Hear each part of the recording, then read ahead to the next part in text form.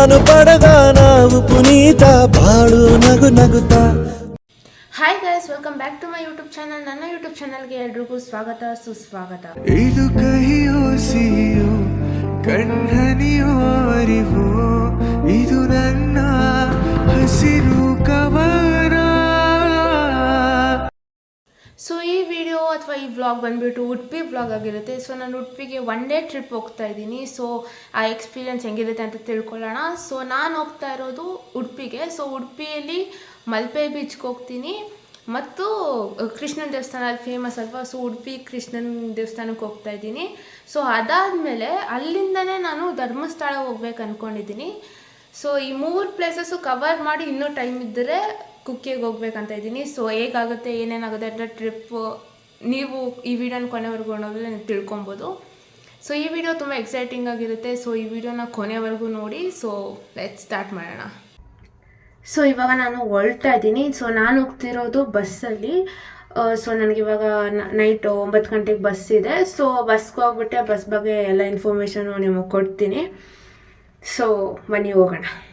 Bag ಹಿಡಿ ಸೀದಾ ನಡಿ ಬೋರ್ಡು ನೋಡಿ ಬಸ್ಸು ಹಿಡಿ. ಸೊ ಇವಾಗ ನಾವು ಉಡುಪಿಗೆ ಬಂದು ರೀಚ್ ಆಗಿದ್ದೀವಿ. ಸೊ ನಾನು ಬ್ಲಾಗ್ ಮಾಡೋದು ಮರ್ತೋಗಿದ್ದೆ. ಸೊ ಇವಾಗ ಬಸ್ಸಿಂದ ಬಂದಿರೋದ್ರಿಂದ ನಾವು ಒಂದು ರೂಮ್ ತೊಗೊಂಡು ಫ್ರೆಶ್ ಅಪ್ ಆಗಿಬಿಟ್ಟು ಈಗ ನಮ್ಮ ಎದುರುಗಡೆ ಇರೋದೇ ಕನಕನ ಕಿಂಡಿ. ಕನಕನ ಕಿಂಡಿಗೆ ಒಂದು ಸ್ಟೋರಿನೇ ಇದೆ. ಅದೇನು ಸ್ಟೋರಿ ಅಂತ ನಾನು ಇನ್ನೊಂದು ವ್ಲಾಗಲ್ಲಿ ಸಂಪೂರ್ಣವಾಗಿ ಹೇಳ್ತೀನಿ. ಸೊ ಇವಾಗ ಫಸ್ಟು ಕೃಷ್ಣನ ದರ್ಶನ ಮಾಡ್ಕೊಂಡು ಬರೋಣ. ಕೃಷ್ಣನ ದರ್ಶನ ಮಾಡೋಕ್ಕೆ ಹೋಗ್ತಾ ಇದ್ದೀನಿ. ಸೊ ಇದು ನನ್ನ ಬ್ರೇಕ್ಫಾಸ್ಟ್, ಇಡ್ಲಿ ವಡೆ ಸಾಂಬಾರ್. ಸೊ ಕೃಷ್ಣನ ದರ್ಶನ ಮುಗಿಸ್ಕೊಂಡು ಈಗ ನಾನು ರೂಮಿಗೆ ಬಂದಿದ್ದೀನಿ. ನಾನು ಬಸ್ಸಲ್ಲಿ ಬಂದಿದ್ದರಿಂದ ಫ್ರೆಶ್ ಅಪ್ ಆಗೋಕ್ಕೆ ರೂಮ್ ಬೇಕಿತ್ತು. ಸೊ ಒಂದು ರೂಮ್ ತೊಗೊಂಡಿದ್ದೆ. ಬಟ್ ಇವಾಗ ರಾಂಗ್ ಟೈಮಲ್ಲಿ ನಾನು ಉಡುಪಿಗೆ ಬಂದಿದ್ದೀನಿ. ಆ್ಯಕ್ಚುಲಿ ಬೆಳಗ್ಗೆನೂ ಮಳೆ ಬರ್ತಾಯಿತ್ತು. ಕೃಷ್ಣನ ದೇವಸ್ಥಾನ ನನ್ನ ರೂಮಿಂದ 2 ಕಿಲೋಮೀಟರ್ ಏನೋ ಇತ್ತು, 1 ಕಿಲೋಮೀಟರ್ ಅಥವಾ 2 ಕಿಲೋಮೀಟರ್ ಇತ್ತು, ವಾಕೇಬಲ್ ಡಿಸ್ಟೆನ್ಸ್ ಇತ್ತು. ಸೊ ಹೋಗ್ಬಿಟ್ಟು ಬಂದುಬಿಟ್ಟೆ, ಕೃಷ್ಣನ ದೇವಸ್ಥಾನ ಮುಗೀತು. ಸೊ ಅದಾದಮೇಲೆ ಇವಾಗ ಮಲ್ಪೆ ಬೀಚ್ಗೆ ಹೋಗ್ಬೇಕಂತ ಇದ್ದೀನಿ. ಬಟ್ ಮಲ್ಪೆ ಬೀಚ್ ಹತ್ರ ಬಿಡಲ್ಲ ಮಳೆಯಿಂದ ಅಂತ ಹೇಳಿದ್ದಾರೆ. ಬಟ್ ಹೋಗಿ ನೋಡೋಣ. ಸೊ ಅದಾದಮೇಲೆ ಎಲ್ಲೆಲ್ಲಿ ಹೋಗ್ತೀನಿ ಅಂತ ಮುಂದೆ ಈ ಫುಲ್ ವೀಡಿಯೋ ನೋಡಿದ್ರೆ ನಿಮ್ಗೆ ಗೊತ್ತಾಗುತ್ತೆ. ಸೊ ಇವಾಗ ಬಸ್ ಇಳ್ಬಿಟ್ಟು ನಡ್ಕೊಂಡು ಹೋಗ್ತಾ ಇದ್ದೀವಿ. ನೋಡಬೇಕು ಇವಾಗ ಬಿಡ್ತಾರೆ.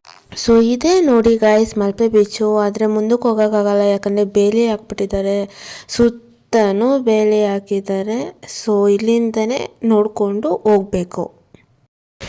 ಗಾಯ್ಸ್ ಇಲ್ಲಿನ ವಾತಾವರಣ ಅಂತೂ ನಿಮಿಷಕ್ಕೂ ಚೇಂಜ್ ಆಗ್ತಿದೆ. ಒಂದು ನಿಮಿಷ ಬಿಸಿಲಿದ್ರೆ ಒಂದು ನಿಮಿಷ ಮಳೆ, ಇನ್ನೊಂದು ನಿಮಿಷಕ್ಕೆ ಮಳೆ ಇರುತ್ತೆ, ಒಂದು ನಿಮಿಷ ಬಿಸಿಲು ಒಂದು ನಿಮಿಷ ಮಳೆ, ಪ್ರಿಡಿಕ್ಟೇ ಮಾಡೋಕ್ಕಾಗ್ತೀರ. ನೋಡಿ ನಾನು ಇಲ್ಲಿಂದ ಬೀಚಿಗೆ ಹೋಗ್ಬೇಕಾದ್ರೆ ಸಖತ್ ಸ್ವಲ್ಪ ಬಿಸಿಲಿತ್ತು. ಈಗ ಆಲ್ರೆಡಿ ವೆದರ್ ಫುಲ್ ಚೇಂಜ್ ಆಗೋಗಿದೆ. ಇನ್ನು ಸ್ವಲ್ಪ ಹೊತ್ತಲ್ಲಿ ಮಳೆ ಬರೋಂಗಿದೆ. ಸೊ ಅಷ್ಟರಲ್ಲಿ ಬಸ್ ಹತ್ಬಿಟ್ಟು ಹೋಗ್ಬಿಡೋಣ ನಮ್ಮ ರೂಮ್ ಕಡೆಗೆ. ಸೊ ಇವಾಗ ರೂಮ್ಗೆ ಹೋಗ್ಬಿಟ್ಟು ಏನು ಮಾಡಬೇಕಂತ ಯೋಚನೆ ಮಾಡೋದು. ರೂಮ್ಗೆ ಹೋಗಿ ನೆಕ್ಸ್ಟು ಧರ್ಮಸ್ಥಳಕ್ಕೆ ಹೋಗ್ತಾ ಇದ್ದೀವಿ. ಸೊ ನೋಡೋಣ. ಲೈಟ್ ಹೌಸ್ಗೆ ಹೋಗೋಣ ಅಂದರೆ ಲೈಟ್ ಹೌಸು ಬಿಡಲ್ಲಂತೆ, ಕ್ಲೋಸ್ ಆಗಿದೆ ಇವಾಗ ಮಳೆ ಇರೋ ಕಾರಣದಿಂದ. ಸೊ ನೆಕ್ಸ್ಟ್ ಏನು ಮಾಡೋದು ಅಂತ ನಿಮ್ಗೆ ಅಪ್ಡೇಟ್ ಕೊಡ್ತಾ ಇರ್ತೀನಿ, ನೋಡ್ತಾ ಇದ್ದೀನಿ. ಓ ಗಾಯ್ಸ್ ಮಳೆ ಸ್ಟಾರ್ಟ್ ಆಗೋಯ್ತು. ಇವಾಗ ಎಲ್ಲಾದ್ರೂ ಹೋಗಿ ಒಂದು ಕಡೆ ನಿಂತ್ಕೋಬೇಕು ಆದರೆ ಇಲ್ಲೆಲ್ಲೂ ಜಾಗನೇ ಇಲ್ಲ.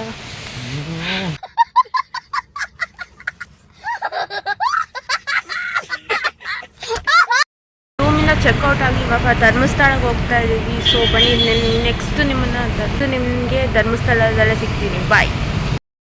ಸೊ ಗೈಸ್ ಇವಾಗ ಧರ್ಮಸ್ಥಳಕ್ಕೆ ಬಂದು ರೀಚ್ ಆಗಿದ್ದೀವಿ. ಓಕೆ ಮುಂದೆ ತೋರಿಸ್ಕೊಂಡು ಹೋಗ್ತೀನಿ ಬನ್ನಿ. ಸೊ ನೋಡಿ ನಿಮ್ಗೆ ಅಲ್ಲೇ ಕಾಣಿಸ್ತಾ ಇದೆ ಧರ್ಮಸ್ಥಳ. ದರ್ಶನ ಮುಗಿಸ್ಕೊಂಡು ಪ್ರಸಾದ ತಿನ್ಕೊಂಡು ಹೊರ್ಗಡೆ ಬರೋ ಅಷ್ಟರಲ್ಲಿ ಮಳೆ ಬಂದಿತ್ತು. ಮಳೆ ಸ್ವಲ್ಪ ಕಮ್ಮಿ ಆಗಿದ್ದು ನೋಡಿಕೊಂಡು ಬಸ್ ಹತ್ಕೊಂಡು ವಾಪಸ್ ಮನೆಗೂ ಬಂದಾಯಿತು. ಸೊ ಎಲ್ಲರಿಗೂ ನಮಸ್ಕಾರ. ಈ ವಿಡಿಯೋನ ನಾನು ತುಂಬ ದಿವಸ ಆದಮೇಲೆ ಕಂಟಿನ್ಯೂ ಮಾಡ್ತಾಯಿದ್ದೀನಿ. ಯಾಕಂದರೆ ಅವತ್ತು ಧರ್ಮಸ್ಥಳದಲ್ಲಿ ಒಳ್ಳೆ ದರ್ಶನ ಆಯಿತು. ಅದಾದಮೇಲೆ ಬಸ್ ಹತ್ಬಿಟ್ಟು ಇಲ್ಲಿಗೆ ಬ್ಯಾಂಗ್ಳೂರಿಗೆ ರೀಚ್ ಆಗೋ ಅಷ್ಟರಲ್ಲಿ ಮಿಡ್ ನೈಟ್ ಆಗೋಗಿತ್ತು. ನನ್ನ ಮನೆಗೆ ಬರೋ ಅಷ್ಟರಲ್ಲಿ ಮಿಡ್ ನೈಟ್ 2 o'clock 3 o'clock ಆಗಿತ್ತು. ಸೊ ಹಾಗಾಗಿ ವಿಡಿಯೋನ ಕಂಟಿನ್ಯೂ ಮಾಡೋಕ್ಕಾಗಿಲ್ಲ. ಸೊ ಈಗ ಆ ವಿಡಿಯೋನ ಕಂಟಿನ್ಯೂ ಮಾಡ್ತಾಯಿದ್ದೀನಿ. ಸೊ ಈ ವಿಡಿಯೋನ ಕೊನೆವರೆಗೂ ನೋಡಿ, ಯಾಕಂದರೆ ಇದರಲ್ಲಿ ನನ್ನ ಎಕ್ಸ್ಪೀರಿಯೆನ್ಸ್ ಜೊತೆಗೆ ನಾನು ಎಷ್ಟು ಖರ್ಚು ಮಾಡಿದೆ ಈ ಟ್ರಿಪ್ಪಲ್ಲಿ ಅಂತ, ಫುಲ್ ನನ್ನ ಎಷ್ಟು ಖರ್ಚಾಯಿತು ಅಂತ ಇದೇ ವ್ಲಾಗಲ್ಲಿ ಹೇಳ್ತೀನಿ. ಸೊ ಈ ವಿಡಿಯೋನ ಕೊನೆವರೆಗೂ ನೋಡಿ. ಆಮೇಲೆ ನಾನು ನಿಮಗೆ ಇನ್ನೊಂದು ವಿಷಯದ ಬಗ್ಗೆ ಹೇಳಬೇಕಿತ್ತು. ಆ್ಯಕ್ಚುಲಿ ಇದು ನಾನು ಫಸ್ಟ್ ಟೈಮ್ ಎಲ್ಲೋ ಹೊರಗಡೆ ಹೋಗಿ ಪಬ್ಲಿಕಲ್ಲಿ ವೀಡಿಯೋ ಮಾಡಿದ್ದು. ಸೊ ಎಷ್ಟೊಂದು ವೀಡಿಯೋ ಅರ್ಧಕ್ಕೆ ಕಟ್ ಆಗಿಬಿಟ್ಟಿದೆ, ಎಷ್ಟೊಂದು ವೀಡಿಯೋ ನೀಟಾಗಿ ಬಂದಿಲ್ಲ. ಆದರೂ ಏನೋ ಒಂದು ಕೊಲ್ಯಾಜ್ ಮಾಡಿ ಒಂದು ವೀಡಿಯೋ ಮಾಡಿದ್ದೀನಿ, ಹೆಂಗೋ ಕೊಲ್ಯಾಜ್ ಮಾಡಿ. ಸೊ ನೆಕ್ಸ್ಟ್ ಟೈಮಿಂದ ವೀಡಿಯೋಸ್ ಎಲ್ಲ ಚೆನ್ನಾಗಿ ಬರುತ್ತೆ. ಸೊ ಇವಾಗ ಸ್ವಲ್ಪ ಎಕ್ಸ್ಪೀರಿಯೆನ್ಸ್ ಆಗಿದೆ. ನಾನು ಎಷ್ಟೊಂದು ಸರ್ತಿ ಮರ್ತೋಗಿದ್ದೀನಿ, ಎತ್ಬಿಟ್ಟು ವ್ಲಾಗ್ ಮಾಡಬೇಕು ಅಂತ ಮರ್ತೋಗಿದ್ದೀನಿ. ಸೊ ನೆಕ್ಸ್ಟ್ ಸತಿಯಿಂದ ವ್ಲಾಗ್ಸ್ ಎಲ್ಲ ಚೆನ್ನಾಗಿ ಬರುತ್ತೆ ಅಂತ ಹೇಳ್ತಾ ಈ ವಿಡಿಯೋನ ಕಂಟಿನ್ಯೂ ಮಾಡ್ತಾಯಿದ್ದೀನಿ. ಸೊ ನಾನು ಉಡುಪಿ ಟ್ರಿಪ್ ಬಗ್ಗೆ ಹೇಳೋದಾದರೆ, ನಾನು ಉಡುಪಿ ಟ್ರಿಪ್ ಅಂತೂ ತುಂಬಾ ಚೆನ್ನಾಗಿತ್ತು, ನಾನು ತುಂಬಾ ಎಂಜಾಯ್ ಮಾಡಿದೆ. ಸೊ ಆ್ಯಕ್ಚುಲಿ ಅದು ಲಾಸ್ಟ್ ಮೂಮೆಂಟಲ್ಲಿ ಡಿಸೈಡ್ ಮಾಡಿ ಟ್ರಿಪ್ ಆಗಿತ್ತು. ಸೊ ನಾನು ಬ್ಯಾಂಗ್ಳೂರಿಂದ ಉಡುಪಿಗೆ ಹೋಗಿದ್ದಿದ್ದು. ಸೊ ನಾನು ಬೆಂಗಳೂರಿಂದ ಉಡುಪಿಗೆ ಬಸ್ಸಲ್ಲಿ ಹೋಗಿದ್ದೆ, ನಾನು ಸ್ಲೀಪರ್ ಕೋಚ್ ಬುಕ್ ಮಾಡ್ಕೊಂಡಿದ್ದೆ. ಸೊ ನನ್ನ ಬಸ್ದು ಟಿಕೆಟ್ ಪ್ರೈಸ್ ಬಂದುಬಿಟ್ಟು 650 ರೂಪೀಸ್ ಆಗಿತ್ತು. ಸೊ ನನಗೆ ಬಸ್ಸು 9 ಗಂಟೆಗಿತ್ತು. ಸೊ ಇಲ್ಲಿ ರಾತ್ರಿ 9 ಗಂಟೆಗೆ ಬಸ್ ಹತ್ತಿ ಅಲ್ಲಿ ಬೆಳಗಿನ ಜಾವ 6 ಗಂಟೆ 6:30 ಅಷ್ಟರಲ್ಲೆಲ್ಲ ನಾನು ಉಡುಪಿಲಿದ್ದೆ. ಸೊ ಅದಾದಮೇಲೆ ಉಡುಪಿಗೆ ಹೋಗಿ ರೂಮ್ ಬುಕ್ ಮಾಡಬೇಕಿತ್ತು, ಯಾಕಂದರೆ ಮುಂಚೆ ನಾನು ಯಾವುದೇ ರೀತಿಯಾದ ರೂಮ್ ಬುಕ್ ಮಾಡಿರಲಿಲ್ಲ. ಸೊ ಅದಾದಮೇಲೆ ಅಲ್ಲಿ ಒಂದು 4-5 ರೂಮ್ ನೋಡಿ ಅಷ್ಟು ರೂಮ್ಗಳೇ ಸಿಗ್ತಾ ಇರಲಿಲ್ಲ actually. So finally city bus stand ಎದುರು ಕಡೆ ಹೋದರೆ ಭಾಸ್ಕರ್ ವಿಹಾರ್ ಅಂತ ಒಂದು ಲಾಡ್ಜ್ ಇದೆ. ಅದಂತೂ ಬೆಸ್ಟ್ ರೂಮ್ ನಂಗೆ ಸಿಕ್ಕಿದ್ದು. ರೂಮು ತುಂಬ ಚೆನ್ನಾಗಿತ್ತು. ದೆನ್ ನಾನು 24 hours ರೂಮ್ ತೊಗೊಂಡಿದ್ದೆ. ಸೊ 24 hours ನಾನು ಡಬಲ್ ಬೆಡ್ ಇರೋ ರೂಮ್ ತೊಗೊಂಡಿದ್ದೆ. ಸೊ ನನಗೆ 500 ರೂಪೀಸ್ ಆಯಿತು. ಆಮೇಲೆ ನಿಮಗೆ 24 hours ಬಿಸಿನೀರು ಸಿಗುತ್ತೆ, ಚೆನ್ನಾಗಿದೆ. ನೀವು ಉಡುಪಿಗೆಲ್ಲರೂ ಹೋದರೆ ನೀವು ಅಲ್ಲಿ ನೋಡ್ಬೋದು, ಚೆನ್ನಾಗಿದೆ. ಸೊ ನಾನು ಆ್ಯಕ್ಚುಲಿ ಫ್ರೆಶ್ ಅಪ್ ಆಗಬೇಕಿತ್ತಲ್ಲ, ಸೊ ಅದಕ್ಕೋಸ್ಕರ ರೂಮ್ ತೊಗೊಂಡಿದ್ದು. ಸೊ ಅಲ್ಲಿ ಹೋಗಿ ಫ್ರೆಶ್ ಅಪ್ ಆಗಿದ ತಕ್ಷಣವೇ ನಮ್ಮ ರೂಮಿಂದ 1 ಕಿಲೋಮೀಟರ್ 2 ಕಿಲೋಮೀಟರಲ್ಲಿ ಕೃಷ್ಣನ ದೇವಸ್ಥಾನ ಇತ್ತು. ಸೊ ಹೋಗಿ ಕೃಷ್ಣನ ದರ್ಶನ ಮಾಡಿಕೊಂಡು ಬಂದು ನಮ್ಮ ರೂಮ್ ಪಕ್ಕನೇ ಒಂದು ಹೋಟೆಲ್ ಇತ್ತು.